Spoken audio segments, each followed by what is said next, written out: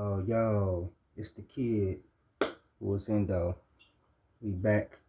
Another reaction video for y'all.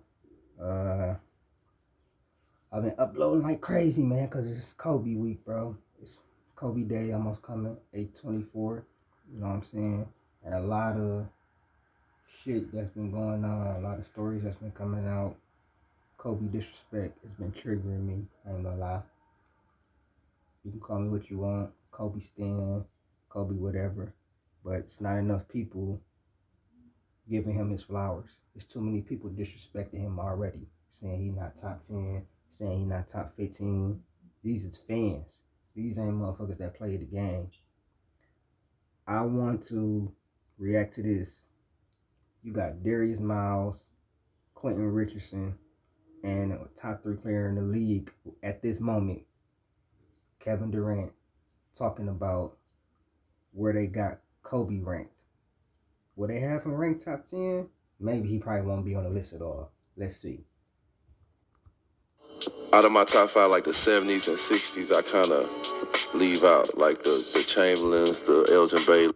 I try to too, but Bill Russell, if I was to leave out like the 50s and 60s because they just somewhere else, you know what I'm saying? I wouldn't have Bill Russell, Kareem, probably Magic in my Magic, but like Bill Russell, maybe Kareem I wouldn't have in there because I didn't see them. Like I'm way too young for that. But as a fan of the game that has went back and watched those guys, had to put them in my top 10. But I might make a new top 10 without those guys because like I never really did watch them, and it seems kind of coming. It seemed like I'm coming off like, oh, you just got them in there because you have to put them in there. Yeah, me too. West, them like just legend is just all respect, but yeah, kind of them 80s on up for real. For me, that's really kind of my history. So wait, let's hear your top five. My top five is Michael Jordan, of course, is number one to me. Kareem Abdul-Jabbar is number two. Kobe Bryant. You heard that? Is number three. You heard that? Shaq. Did you hear that? D.miles, somebody who played in the 2000s and shit like that against Shaq, Kobe, LeBron, T-Mac, all of them. He got Kobe number 3. But you will have fans sit up here and be like, what? Kobe's not even top 10 with one MVP or top 15. Sounding goofy as hell. Is number 4. Just seeing these, they dominating ability. And LeBron, probably by the end of his career, is my number 5. You know what I'm saying? Yeah. Going off without going off, like I said, you kind of leave the Chamberlains and stuff. You just give them they praise and respect and not just leaving them out. But just me being the 80s baby, who would you say your top 5 is? Mike. And if you can put them in the order. Mike, obviously. 1. Kobe, 2. Shaq, 3. Hakeem. I say Hakeem, 4. Bro, listen. I just put Hakeem in my top 10, and I feel so bad because I've been wanting to put Hakeem in my top 10, but I didn't know where to place him. Hakeem Olajuwon might be one of the most underrated players ever, bro. As a player, I believe he, like, talent-wise, like skill-wise, I believe he's better than Shaq. I believe he's better than Tim Duncan. I believe he's better than a lot of motherfuckers, bro. And Magic. Ooh. I can't argue with that. You want to hear mine? Yeah. I was gonna say Kareem, but I'm like, Hakeem was just as good. Like these dudes really was dominating games on the same level, but one team was winning more. And so we say this guy might have been the greatest, but like these dudes actually doing kind of the same stuff out there, like putting up the same dominant numbers. When Kobe wasn't making the playoffs or going home first round, he was still killing. He was the best player in the world. That's all I look at. Like I'm talking about, he going home. Listen, you heard what D.miles said. When Kobe was going home in the first round, carrying them to the you know what I'm saying, to the playoffs, he was the best player in the league, bro. in the league. It wasn't no Tim Duncan. It wasn't no Dwayne Wade. It wasn't LeBron James. It was Kobe Bean Bryant. That was 06, 07. You know what I'm saying? 05, 06, 07. You know what I'm saying? With the tail end with Shaq, like 02, 03, he was a top 5 player. From like 01 on, he was a top 5 player. And when Shaq left, 05, 06, 07, he became the best player in the world. So people like Nick Wright, do you understand this? People like Shannon Sharp, do you understand this? Players give Kobe his respect. The media does not, bro. And I'm going to tell you like this. Players choose Kobe. Media hypes up LeBron. That's just what it is. The players love LeBron too. But the players give Kobe way more respect than the media does. And you're seeing it by this reaction. And you're going to get a lot of more reactions. Because I'm trying to grow my channel. Subscribe, like, share. You know what I'm saying? If you're a Kobe Bryant fan, subscribe, like, share. If you're not a Kobe Bryant fan and you're just a fan of basketball, subscribe, like, share. You know what I'm saying? If you don't like my videos at all, you don't have to watch them. You know what I'm saying? Just put your criticism or whatever you feel.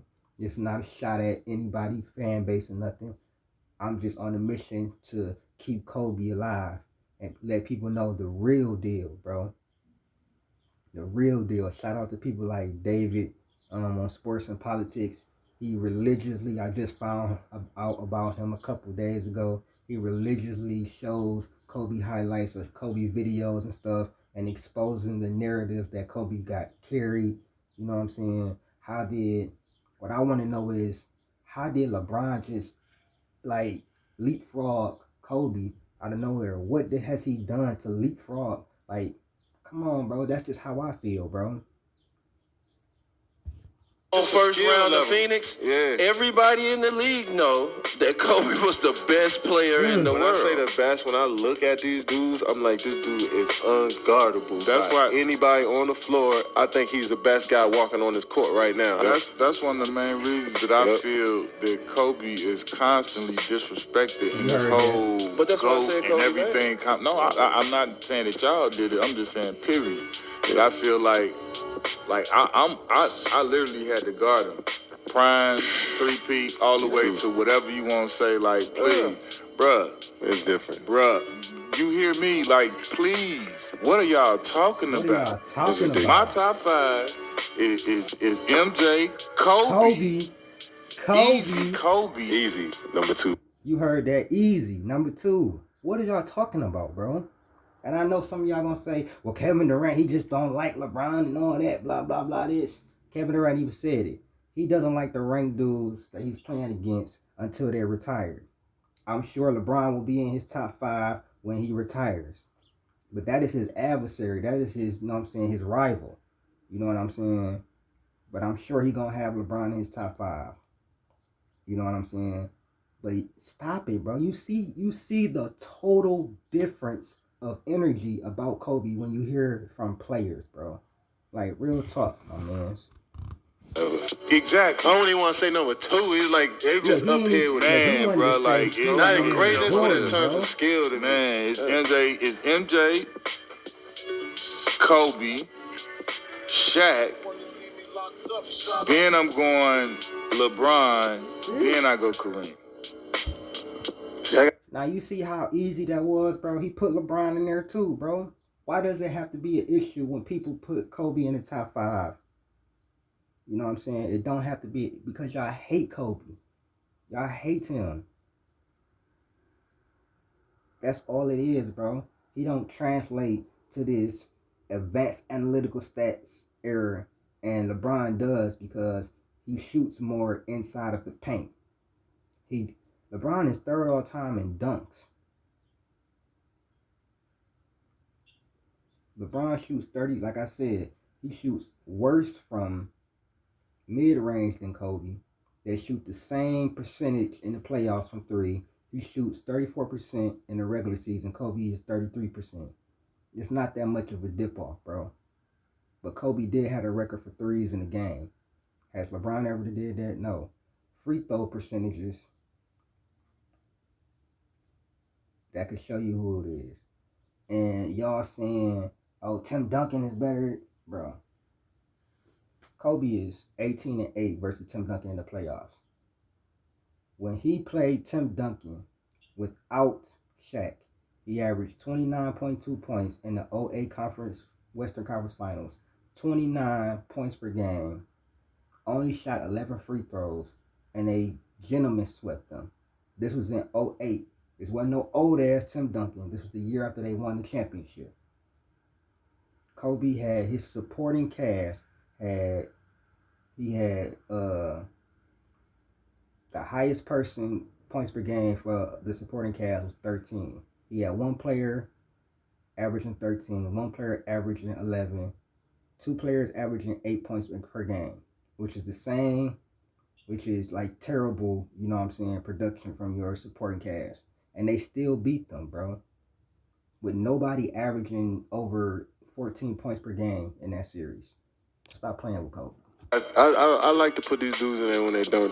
When they were retired though, like that's when like I really want to. Like I really wouldn't like. I really don't really use Kareem as a measuring stick because he, like he said, he's in the 70s and pre all of that, and like he just. So that's all I really wanted to show you right there, but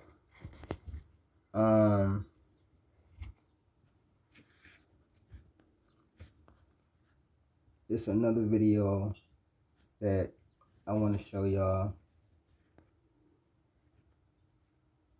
and it's really a debunking of the bullshit narrative that Kobe got carried. You know what I'm saying? Is really exposing the bullshit narrative that Kobe got carried. Here it is.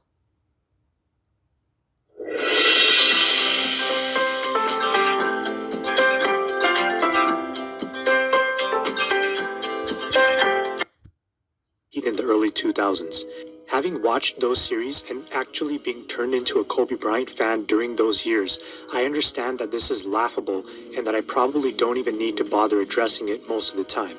But still, there may be those who didn't get to watch the amazing performances by both Kobe and Shaq and only have short highlights and box scores to try to draw the full picture from. Anytime you try to do that, you're going to come up short. So if you are truly interested in learning about everything that surrounded that three-peat team, including the chemistry, Phil Jackson's influence as coach, and the toughness that both of these players display, extremely misleading sometimes, because this was a team that was centered around a powerful force down low, a situation in which the offense is meant to run from inside out. But you've probably already heard the stories of Kobe taking over in Game 4 versus Indiana with Shaq fouled out, and Kobe putting up back-to-back 40-point, 10-rebound performances in the Western Conference, leading to the finals in 2001.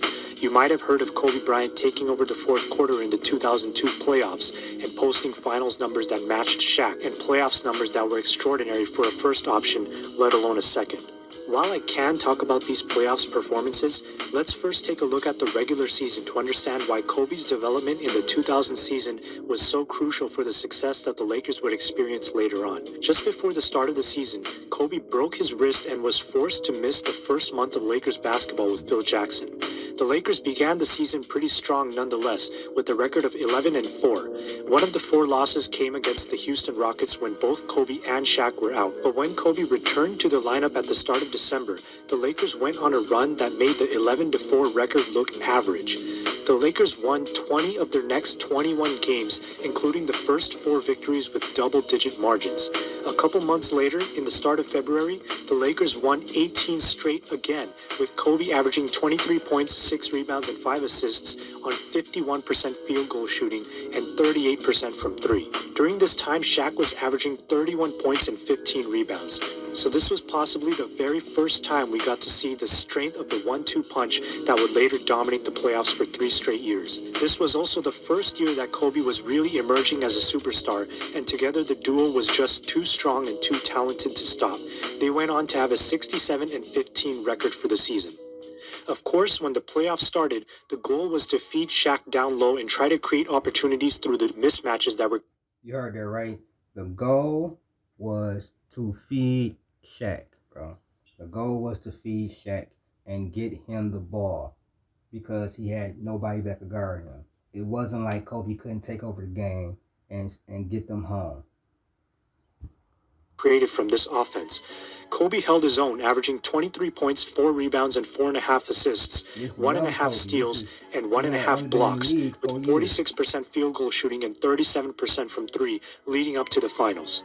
Up until the finals, Shaq was matching Kobe's 23 with his own 28 points a game, and this was the only season where there was a huge difference between Shaq and Kobe's scoring output. Keep in mind that we are talking about the entire playoffs and not just the finals. Thank you. The fact that Shaq was averaging 28 points per game through the playoffs before he went on to average 38 in the finals showed that the Western Conference was doing a much better job of limiting his effectiveness, despite the fact that the Lakers were attempting to get him easy buckets all game long. Of course, there's ignorant fans who are going to point at Shaq's finals averages and suggest that because he clearly outplayed every other player in the finals, he was carrying the Lakers for the entire season. Well, you can see now why this claim is ludicrous. But as I mentioned in my video about Kobe Bryant's injuries, he wasn't done when the finals began. The 2000 finals was one of the biggest stages where Kobe had to battle through a serious injury, and he did exactly that.